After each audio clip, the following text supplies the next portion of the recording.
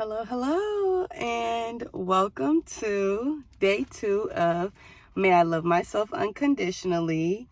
I am your host, Mama V, and I'm so glad that you've decided to come back and continue this journey with me. We are on day 2.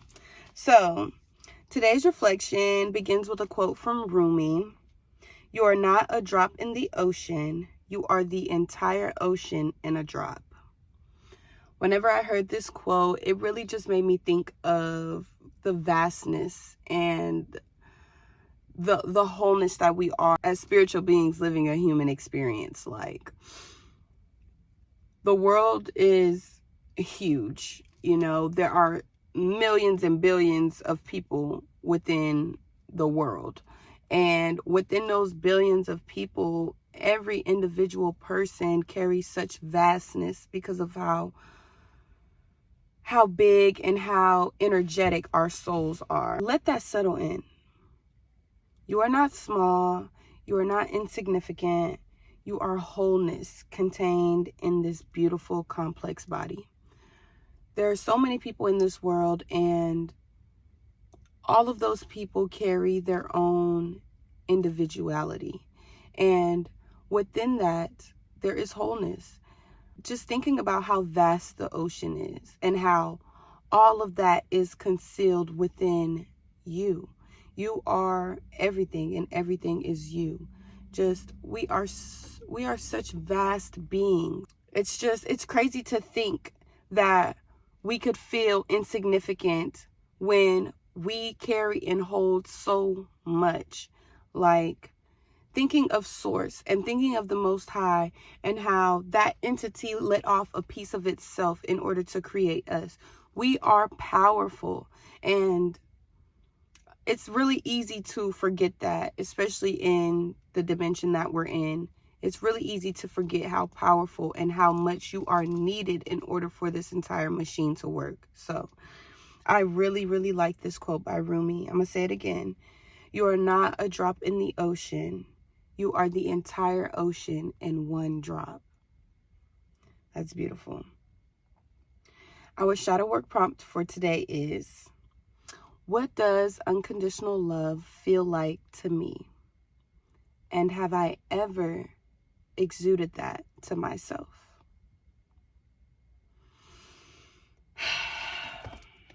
Let me open my book. Because whenever I read this prompt, of course, I immediately started thinking about relationships and how whenever we're in a relationship, especially in the role behind rose-colored glasses, there's no judgment, Like, if you're able to get to that point with somebody, you're not really judging them for the things like the red flags that are popping up. You're not really paying attention to them. You're giving a bunch of grace to that person, basically because you want to see where the relationship can go, or you like them so much, you love them so much that you're willing to look past those things. And have you ever done that for yourself? Have you ever loved yourself so much that you were willing to look past all of the things that you didn't like, and you were willing to look past all of the mistakes and everything and just say, none of that matters because I love you? Like, that's just crazy to me. Like, unconditional love isn't about perfection. It's not about what we've done or what we've failed to do. It's about presence, just being present and wanting to be in that moment, whether it be with somebody else or be with yourself, just wanting to be there and basking in everything that comes with it, the good and the bad. It's about grace. Now, can you remember a time when you gave that kind of love to someone else? Can you recall giving that same love to yourself? No criticism, no judgment, just holding space for you as you are. I'm just going to get into my response because I keep going back to my response.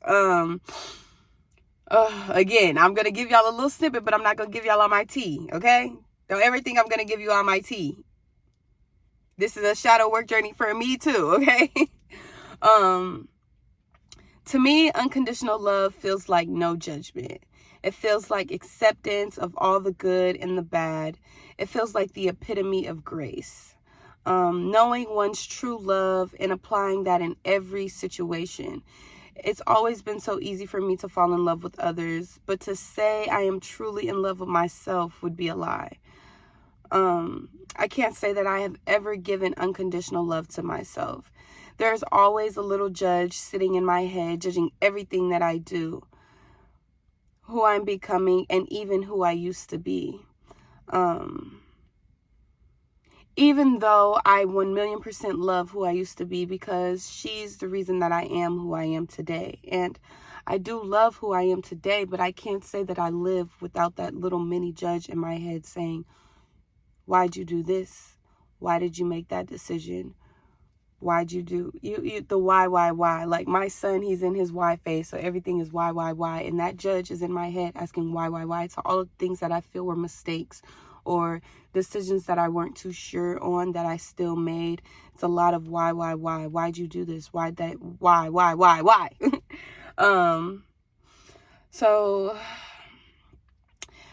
however, I judge them both along the way. I even find myself judging based on my past sometimes, or judging because I haven't been living the future that I want. Okay, backstory. I literally was going on a rant in my close friends about life, and my friend was just like, girl, like, you have to give yourself some grace. Like, what are you doing? And I'm like, who the fuck is Grace? I've never met her in my life. And ever since that day and me like voicing that to them, I literally replay it in my head over and over. Like, wow, you actually have never met Grace. Like, out of all of the things that I have accomplished in my life, all of the things that I have done, like, I focus a lot on the things that I have not done instead of paying attention to the things that I have actually I've done, I've accomplished, these things that actually matter. They have done something to my life. And if they haven't actively done something to my life, they were done and completed a part of me, you know? So those things should be, they should get more attention than the things that I have not done, or the things that I've done that I wish that I didn't do, or whatever the case may be. All of those things, it's like, it's not enough for me, that there's more that I want to accomplish. There's more things that I want to do. It's not, I'm not living the ideal life that I have in my head. So I'm not where I should be. And I don't want to say I'm not where I should be, but I feel like I'm not in a space where I can give myself grace, because there's more to be done. And that is just not the fucking right way to live at all. I deserve to be a part of that list.